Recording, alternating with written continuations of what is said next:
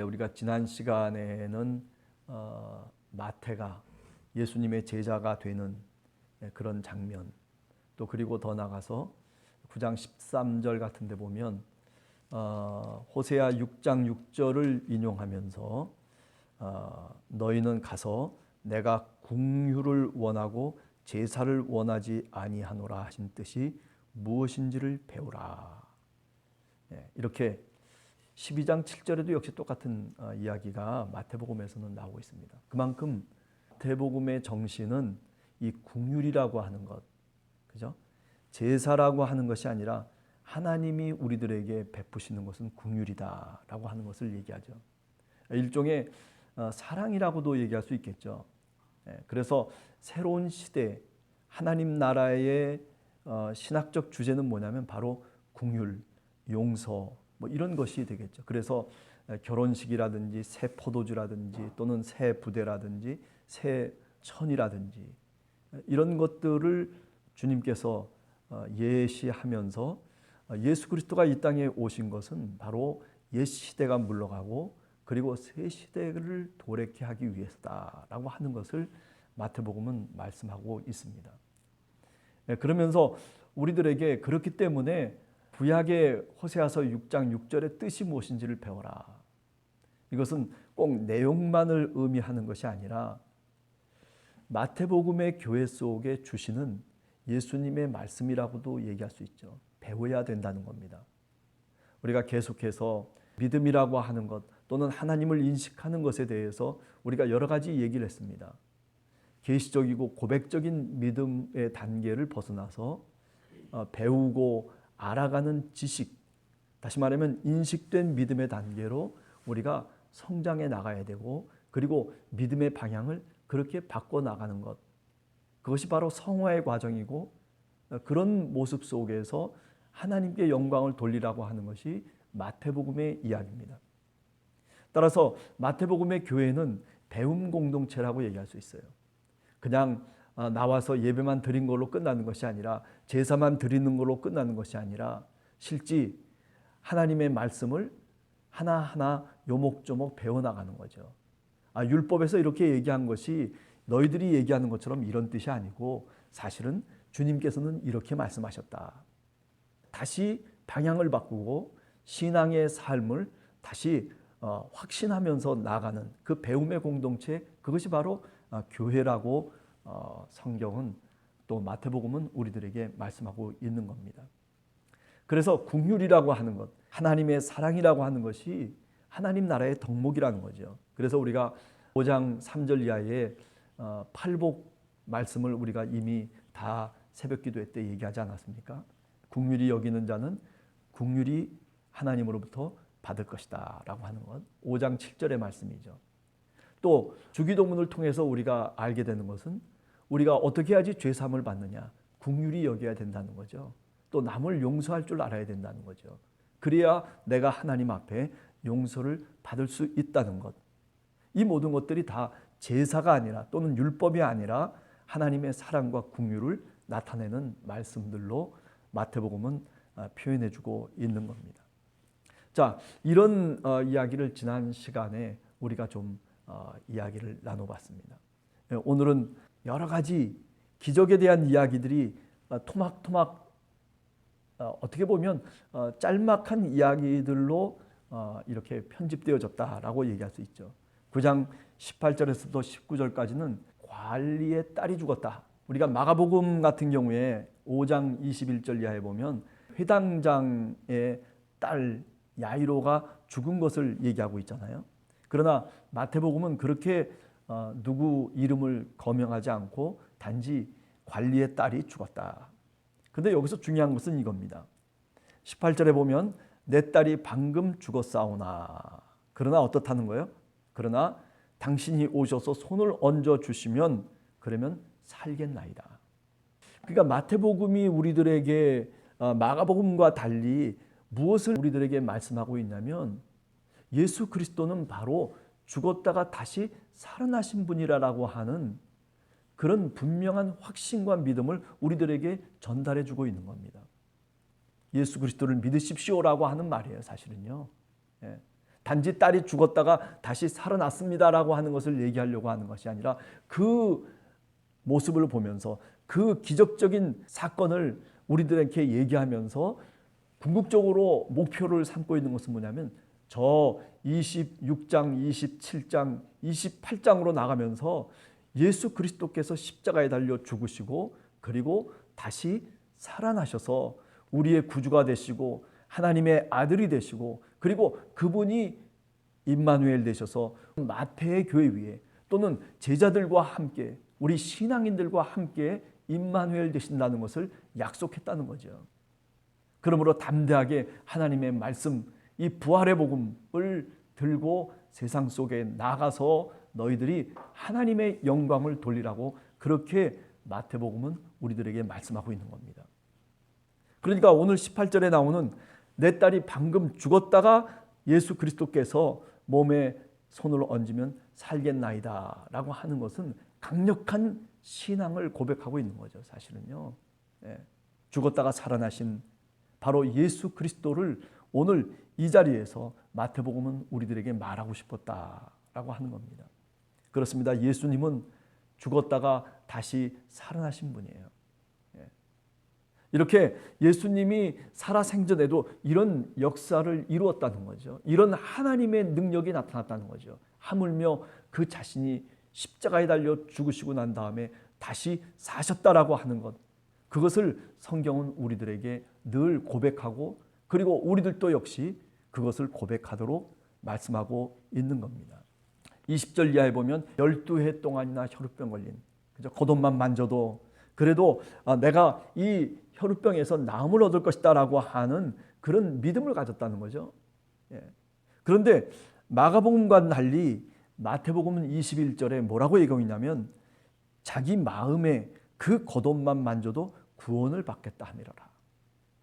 여기 마음이라고 하는 말이 더 추가되어 있어요. 마음. 산상수훈 속에서 팔복 설교를 할 때 어때요? 마음이 청결한 자는 누구를 봐요? 하나님을 볼 것이다. 그 겉옷만 만져도 구원을 얻을 것이다 라고 하는 이 표현 자체는 지금 이 12의 혈루병 걸려있는 이 여인이 사실은 예수님을, 하나님을 지금 보고 있는 것과 같은 그런 표현을 해주고 있는 거예요. 그러니까 이 12의 혈루병에 걸려있는 이 여인, 지금 주님 곁에 와서 옷자락만 만져도 내가 나을 것이다 라고 하는 그런 믿음을 가졌다라고 하는 것. 그런데 그 믿음은 어디서부터? 그 마음의 청결함으로부터 나오는 믿음이라고 생각하는 거죠. 하나님을 볼 것이요. 그러니까 예수 그리스도는 오늘 이 12의 혈루병 걸린 여인이 볼 때에는 이분은 하나님이시라는 거예요. 하나님을 볼 것이요. 하나님이시라는 거예요. 그래요. 예수 그리스도는 죽었다가 부활하신 하나님의 아들이세요. 아니 요한복음에 들어가 보면 의심 많은 도마가 뭐라고 예수 그리스도를 최종적으로 고백하냐면 당신은 나의 주님이시고 그리고 나의 하나님이십니다라고 그렇게 딱 마침표를 찍고 있죠. 그게 신앙 고백의 정점이에요. 마침표예요. 물론 마태복음 16장에서는 베드로가 하나님의 아들이십니다라고 하는 그런 고백을 하고 있지만은 그러나 요한복음은 거기서 더 나가서 의심 많은 그 도마가, 이름 없었던 그 도마가 예수님을 만나고 난 다음에 부활하신 그리스도를 보는 그 순간에 바로 당신은 하나님이십니다라고 그렇게 고백하고 있다는 것입니다. 그 다음에 두 번째는 뭐냐면 이런 거예요. 22절에 보면 내 믿음이 너를 구원하였다 라고 얘기했을 때 그때 어떻게 됐다는 거예요? 마태복음을 보면 여자가 그 즉시 구원을 받았느니라. 아니 혈루병이 나았다, 병에서부터 다시 치료가 되어졌다라고 얘기하는 것이 아니라 구원을 받았다라고 얘기해요. 물론 그것이 육체적인 질병으로부터의 나음을 의미하는 것이 1차적인 말하자면 의미일 수도 있겠지만은 그러나 2차적으로 더 우리들에게 오늘 마태복음이 얘기하려고 하는 것은 믿음이라고 하는 주제예요. 믿음. 이 믿음이 너를 구원했다는 거예요. 내 믿음이 구원에 이르게 했다라고 하는 것이죠. 혈루병 12해 동안 걸렸던 여인의 이야기. 내 믿음이 너를 구원했다라고 하는 이 말씀은 우리 모두에게 해당되는 말씀이에요. 우리들도 늘 어떤 문제와 어떤 상처 속에서 사실은 살아가는 사람이에요.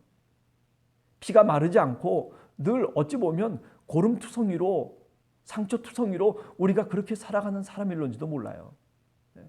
우리의 상처가, 또는 마음의 상처가, 또는 우리 영혼의 상처가 좀 아물고, 그리고 그것이 잘 치유되어져서 그래서 정말 자유롭게 살아가야 되는데 우리가 그렇습니까? 염려와 걱정, 그리고 근심, 우리의 마음속에 끊임없이 그저 피에 어떤 고름이 섞여가지고, 그래가지고 우리가 지저분하고 그리고 냄새나는 그런 모습으로 오늘 또 우리들은 살아가고 있어요. 우리가 바로 혈루병에 걸려있는, 12해 동안 혈루병에 걸려있는 이 여인과 같은 사람들이에요. 그러나 오늘 믿음을 갖고 그저 주님 앞에 나아가라는 겁니다.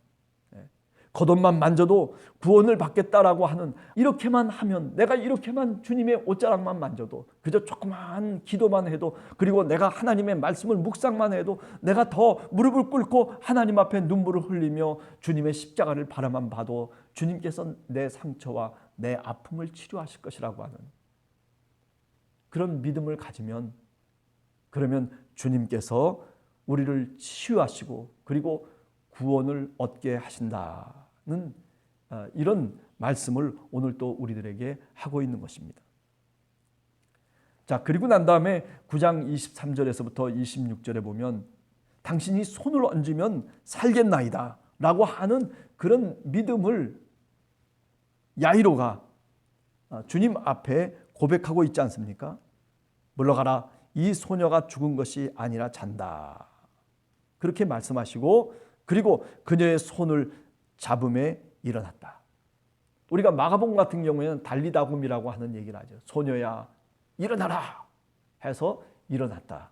좀 더 드라마틱하게 사실은 마가복음은 우리들에게 얘기하지만은 마태복음은 그런 것이 아니라 예수님은 당연하시다는 거예요.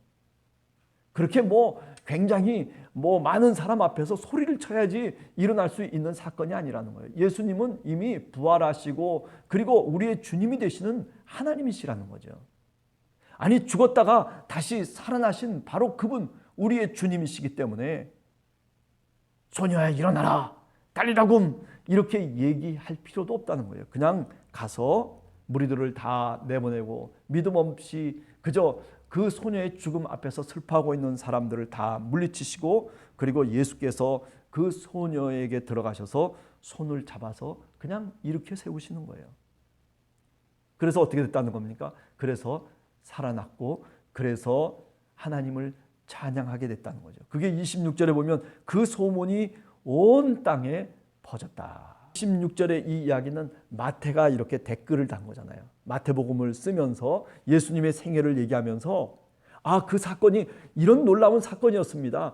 예수님이 죽으셨다가 다시 부활하셨던 바로 그와 똑같은 사건이 예수님이 사시는 동안에 이렇게 야이로라고 하는 회당장의 딸 속에서 이런 역사가 있었고 이런 사건이 놀랍게 있었습니다. 그 소문이 온 땅에 퍼졌습니다.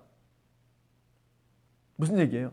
오늘 또 우리는 이 세상 온 땅에 이런 주님의 소식을 우리가 전해야 된다는 거예요. 여러분과 제가 전해야 될 사명이 있다는 거예요. 내가 죽었다가 다시 살아난 신앙의 체험을 우리가 다른 사람에게 알려야 할 책임이 있다는 거예요. 그래? 온 땅에 예수님의 소문이 퍼졌어. 당연한 얘기지. 이렇게 지나치는 것이 아니라 마태복음은 우리들에게 얘기하려고 하는 것은 뭐냐면 바로 너희들이 그 주인공이 되라는 거예요. 그게 바로 언제 나오는 말씀이냐면 바로 그 밑에 보면 맹인 둘이 나오잖아요. 그죠? 예수님이 그들을 고쳐주십니다.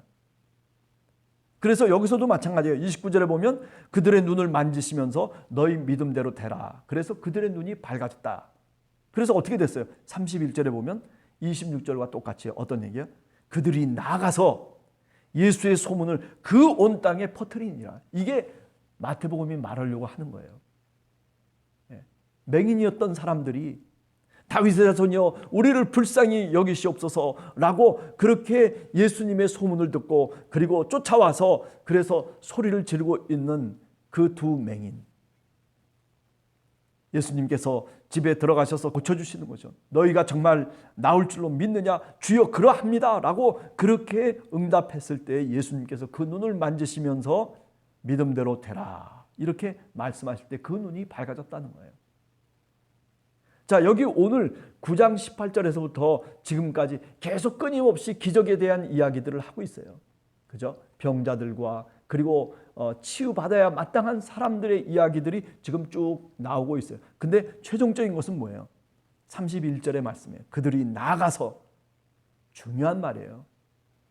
오늘 우리들도 그렇게 예수 그리스도를 믿고 구원받은 하나님의 백성이라면 31절의 말씀처럼 나아가서 예수의 소문을 온 땅에 퍼뜨려야 될 사명이, 책임이 우리들에게 있다는 거예요. 맹인만이 이렇게 나아가서 소문을 퍼뜨리고 예수 그리스도를 믿으라고 그렇게 세상 속의 복음의 증거자로 살아갈 것이 아니라 오늘 우리 모두가 마태복음 교회의 공동체의 일원들 모두 한 사람 한 사람이 다 이렇게 맹인처럼, 두 맹인들처럼 주님을 고백하고 주님의 믿음을 고백하면서 그러면서 우리가 세상 속에 복음의 증거자로, 복음의 증언자로 나서야 될 것을 우리들에게 말씀하고 있는 겁니다. 무너졌다가 다시 일어났던 그런 기억들은 나에게 어떤 시간이었었고 어느 때였었는가 한 번 더 기억하면서 정말 믿음으로 우리가 삶으로 인해서 예수 그리스도를 증거하며 증언하는, 내가 정말 예수 그리스도를 믿고 이렇게 변화됐습니다. 내가 정말 예수 그리스도를 믿으며 내가 기도하며 내가 예배에 참석하며 내가 신앙인으로 살아가는 동안 나는 이렇게 바뀌어졌습니다라고 하는 것을, 또는 내가 바로 그런 복음의 증언자라고 하는 것을 오늘 여러분과 제가, 우리의 교회가 세상을 향해서 증언하고 고백하고 그리고 선포할 수 있는 그런 여러분과 제가 되기를 간절히 주님의 이름으로 축원합니다.